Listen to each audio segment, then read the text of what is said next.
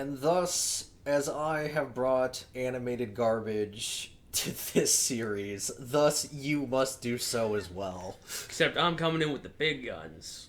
Yeah. 14 more episodes than what you brought in. Because like I said on the cover of the movie, size matters. Yeah, so thus, more must mean better. I mean, at least it'll look better. We can only hope. Oh man, what if it looks worse? What if it's like a flip book, like just so, like not even like a close up of the flip book, just some dude Flipping the book. I was thinking like you see like animation cells like shift and like they accidentally leave a couple of them in, or although they did the equivalent of that where we watch certain characters like body parts disappear, full on heads vanish. Fantastic. Yeah, I don't suspect this will look nearly as bad, but it's based off of the 98 film, so, there's really only so good it can get.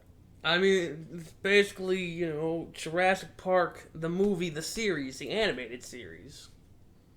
I feel like Jurassic Park, the animated series, probably would have done better than this. Maybe. We did get Jurassic Park 3. As a real thing. Yeah, that was fine. Anyway, we've got like 3.5 hours before us, so Yeah, see you guys in 10 hours or 3 hours. Why do I keep making this longer than it needs to be? I can play it at half speed. Please don't. Okay, we'll be back after Godzilla gets taken down by rats. Yes.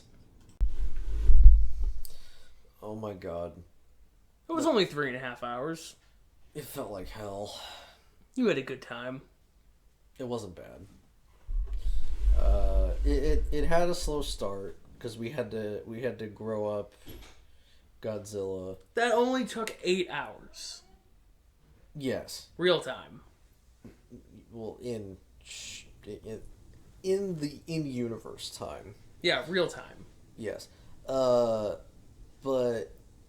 yeah, so Mr. God damn it. Mr. Nito Mosquito. His name is Nico. Close enough. No, it's not. Now I'm just imagining him. With the skull cloak. I'm imagining Nito from Dark Souls going, That's a lot of fish. But yeah. Nico's like, we gotta make sure there's no more eggs. And then he tugs a tumble down some rubble and finds an egg and gets covered in Godzilla pee. I mean, it is orangish yellow. And it smells like his mom. Yeah, and so Godzilla Jr. pops out and is like, "You're my dad. Well, bye." And then runs away because of I think there's a flash of light. Electricity, I think there was like broken wires or something. Oh, sure. It's been 3 hours. Yeah, and then it runs away, and then it comes back, and it's like 50 feet tall, and they're trying to catch it in like a section of like sewer drainage pipe. Yeah, it doesn't go well. They were trying that because they're like, well, it's human size at the moment, and it clearly wasn't after 4 hours or 8 hours or however much time it was. Yeah. So, but on the other, on a different part of the world, people are getting inked. Jamaica. And grabbed by squids. But they don't know that. They're like, oh, it's probably Godzilla. Who else is this big? They don't know that it's any big. They just know that people disappeared and there's... Yeah, it's Godzilla's MO. Sure. Taking down boats. Kind of, but not really. He took down 4 of them in the movie. And then let them go. After taking them down. Yeah, whatever. Anyway. Well, a bunch of giant squids attack, and then Godzilla shows up, beats the crap out of them. But it turns out the giant squids aren't the problem. Instead, it's this weird fucking bear bug tick monster with like the weirdest mouth that just casually slurps things up. Mostly tar. Lots of tar. So it's got weird tentacles on its belly that act as arms. Yeah, and then they like stretch out and they grab things. It's very, very weird. And then Godzilla uses rock throw for the first time since the Showa era. Man, we skipped a whole lot to get to this point. I don't even care. I mean, there's a lot to talk about. There's a lot to talk about, and I don't want to spend an hour talking about this. I mean, you're right. So, Godzilla buries it with rock slide, and then buries himself, and then gets attacked by the military, or almost gets attacked by the military, until Nico's like, no, my Godzilla. He's the only one who's going to protect us from the new mutants. My Godzuki. Anyway, never call him Godzuki again. He has done so much more. You're not wrong. But yeah, so they save him, and so we cut to some people complaining about trash, and this guy comes in and is like, you need to finish your research or you're not going to get any money. He's like, well, we made some nanomachines. And they eat garbage. And I'm like, nanomachines, son. We're going to make them eat all the garbage. Senator Armstrong. We need multiple weeks. Get that out there tomorrow. You only have a day. And he's like, but it tried to eat a human. He's like, you have a day. Acceptable losses. Put that on a boat. Don't make another Hedorah. And then they release it, and it makes basically another Hedorah, and it starts eating which is everything. kind of ironic since like it's supposed to eat garbage and clean things up. It's just gross and nasty. Yeah, it becomes a sentient crab monster worm thing. Yeah, it's the crab monster, and then it becomes the giant worm once it finds an oil refinery. And Godzilla just beats the crap out of it, and they're like, we can program the nanomachines for the microbes. There's nano and micro, and it's stupid shit. Basically what they do is they upload a virus to it. But they can't, like, send it through the internet, so they have to drop the virus bomb on it. With a floppy disk. And basically it just turns to dust. Yeah, it's basically Hedorah or the... Fuck, what was the ground? Earth Eater? Yeah, the Earth Eater. Yeah, basically it turned out to be like that. A lot of this is just like higher quality Power Hour. It's not as cringeworthy, and we're actually laughing at the jokes on occasion. Yeah, we're not just pointing and laughing at stupid faces. There are some stupid faces. There's a lot of them, but like they're not on the levels of Power Hour stupid faces. That is true. What the fuck was... Did we figure out what DOA was? I'm thinking DOA, the episode, was the giant worm. Yes, okay. I don't know why it's called DOA. I don't know either, but basically what this amounts to is a giant worm in some South American country, and there's some bad people who are like, let's fire the toxic weapon at it. Yeah, they made a special weapon for mutants, I guess. Maybe. It's debatable. And they hit Godzilla and the giant worm, and the giant worm's like, oh man, time to evolve. Time to get swole. So he grows like little fingers or like claws out of his weird appendages. And he's like super fat. He gets back spikes. It's awful. And then Godzilla gets like... Godzilla gets sick. Yeah. It just kind of falls into the ocean. Yeah, and so the crew has to go down and reinflate Godzilla so he floats to the surface. And then they figure out that the poison is made from an orchid that's native to the island, so they go looking for the orchid, and they find out that the worm eats the orchid, which is why the poison actually made it stronger. And then another group breaks into the base where they're making the bad weapon, and they beat up a bunch of people, and they steal stuff for the weapon. And I'm probably getting this out of order, but regardless... So they make a counter to it to shoot into Godzilla's mouth and then him not be sick anymore. And it works immediately. Immediately. Despite the fact that this poison was apparently destroying Godzilla's T-cells. But regardless, I keep forgetting, we need to mention that in every single episode, this stupid robot that is introduced in the very first episode... His name is Nigel.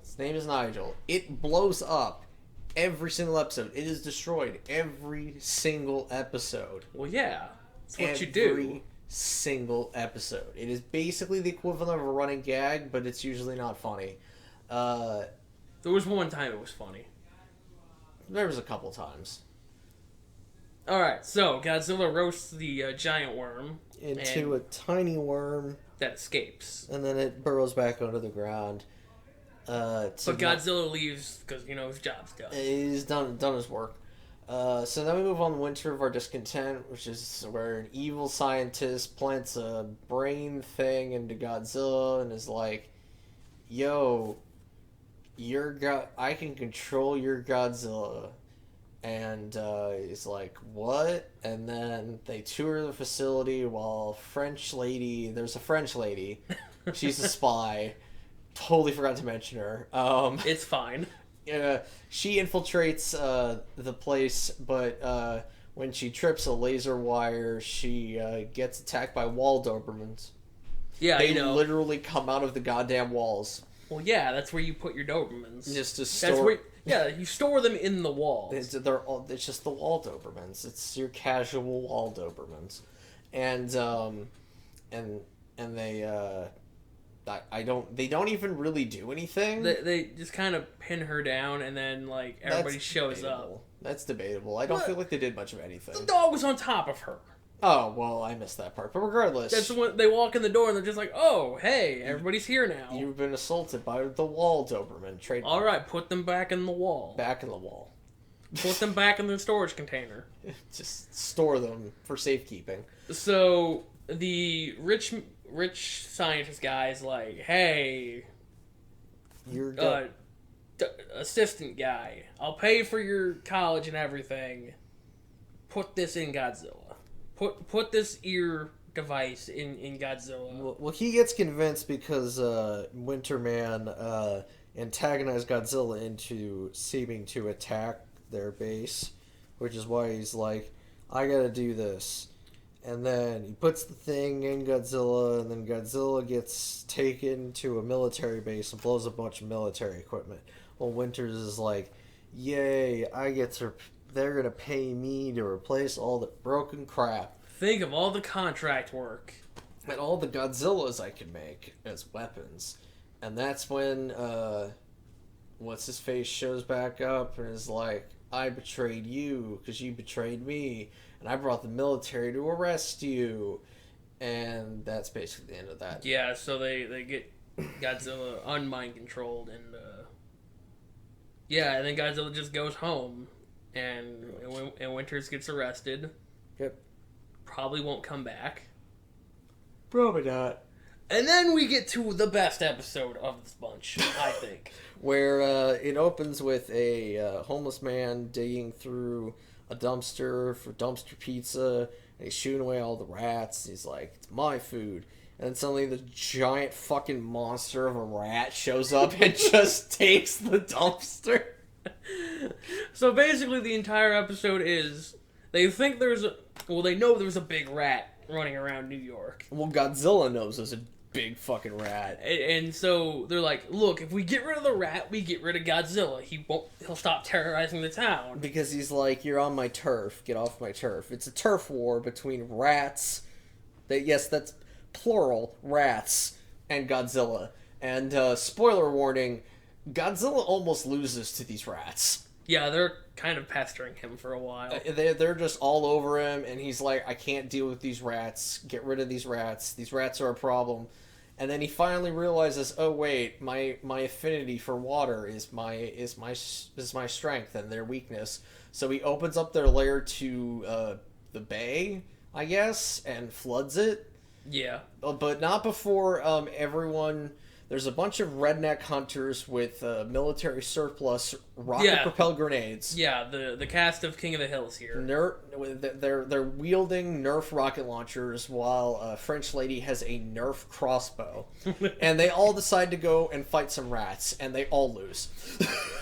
They are literally rat-napped. Yeah, half the crew's rat-napped. It's bad. And they gotta get saved by the reporter and Animal. And Godzilla. Yeah. Godzilla's the one who basically opens it all up and floods all the rats, and then and they show up by the military blows a hole in a ceiling, and they drop some rope, and they're like, "Yeah, you did it! We did it, and we're back together and dating and whatnot, and maybe and whatever, giant lobsters, but thank God we don't have to deal with that." So we move on to Leviathan, which has almost nothing to do with a Leviathan.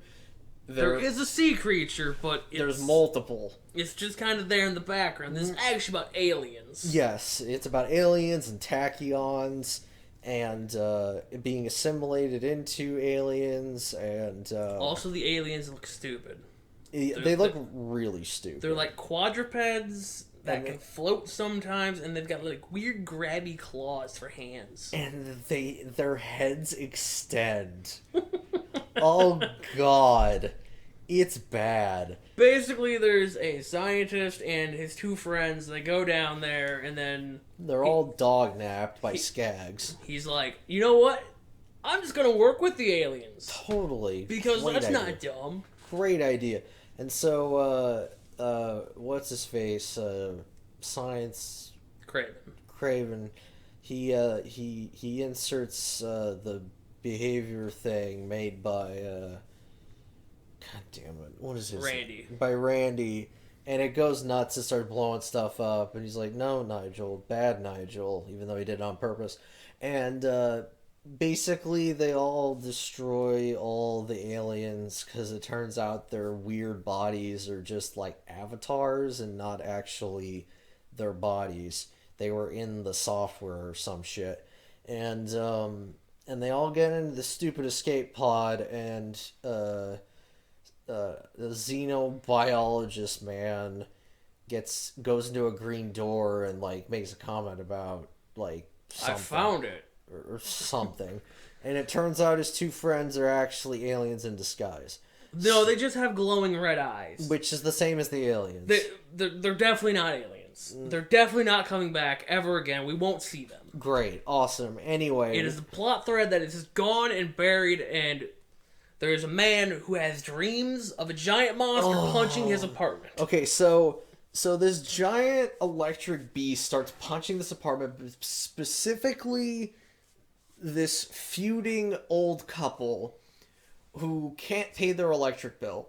And no, he paid the electric bill. That was the receipt. Yes, it was, but they can't seem to figure that out. And then this giant beast with electric fists just starts punching the apartment and then vanishes. And they're like, what the fuck happened? I don't fucking know. And then the bus depot gets punched up. All of the buses. Every bus has to go. All buses must be punched. And that's when Godzilla shows up and starts breathing fire on it, and it gets bigger. And then he breathes more fire on it, and it gets even bigger. And I'm like, what the fuck is going on? And then there's a smoke screen, and it's gone. And you're like, it's dumber than you could possibly imagine. And I'm just like racking my brain, and I'm like... And then we finally find the guy that we think is the monster, but it turns out he's just asleep, and I went, oh no. Oh, yes. Oh, God, no. It's a dream monster. Because I didn't know the title of it. But anyway, it turns out this man has so much repressed anger that being put in a sleep that amplified certain brainwaves created an electric monster of his suppressed rage. And the only way to defeat it was to get him to express his rage about eating the Mets, wetting his beats, and hating the bed. Yeah, all three of those in that order. Truly. And I definitely didn't mix any of it up. No, that's how it is. That totally is how it is. He hated wetting the beats. It's awful. Don't wet your beats. And then we move on to We move on to what we were hoping was going to be Biollante. There were sentient vines. Yeah, turns out it wasn't any better than that, and it was just covered in weird sap. It was gross. And then there were bees. Giant fucking bees. The size of rats. That make bird noises. And they're just as effective as the rats. And so, like, things happen. There's a John Wayne impression by the robot. That was great. There was an ambush. And basically, they find the queen bee, and then they're like, well, if we kill that, we basically just kill all the bees. And they try and smoke it so that it... Like, it's because you smoke bees to make them more calm, but the drones figure that out, and they rip Nigel apart because Nigel has to die. Like, I'm not gonna try and cover every single time Nigel got destroyed because I can barely remember every single time he does. Although in What Dreams May Come, he got blown up by buses, which was great. But anyway, he gets pulled apart by the drone bees, and then Godzilla's like, "I'm gonna fuck this fucking queen up," and then falls into lava, and then the rest of the fall bees, into a molten cave, and it starts to fight the queen bee, but the queen bee's like, man, I'm outie. And then he just uses fire blast, knocks a whole bunch of rocks down, and into the lava or magma the bee goes. Yeah. And then the volcano erupts, and they're like, oh man, Godzilla couldn't have survived that. Dang, we lost him. And then on cue, he pops up, he's like, hey Dad, how's it going? It's me, Godzilla, bye. And then finally we get to Bird of Paradise, where a man enters a temple, does something stupid, and suddenly Rodan appears. Except it wasn't Rodan, it was the Firebird. Indeed it was the Firebird, because it came out of a volcano. But also, Rodan came out of a volcano. It was definitely a combination of Rodan and the Firebird. Did Rodan ever have babies? Yes. Oh, fuck, shit, dang. Anyway, Yeah. Big Bird was like, I gotta protect my babies. Let me get one person, and that'll be enough to feed all three of my babies. To be fair, he didn't necessarily mean to grab her. It's just, it was making the nest, and then the babies hatched and were like, food! And she was like, oh no. And then apparently I showed up to voice the character for this. Yeah, you were the special guest of this episode. Yeah. You invented time travel to go back in time to be part of Godzilla the Animated Series. And I mean, if there was anything I was going to be, it'd be someone who likes birds, because if anyone knows me, birds are cool. And he's like, I gotta prove that birds and dinosaurs are linked. And I'm like, you have fun with that. They're like, we got a giant feather, but I want to try and take a picture. The picture would have proved everything. And the redhead, like, apparently was, like, engaged to this guy, but this guy, he loves his birds more than anything. And towards the end, when he comes to save her, and she's, like, there's almost a rekindling of romance, but then he hears a special bird, and he's like, oh, a bird! And she's like, are you fucking kidding me? And that's the end of Birds of Paradise.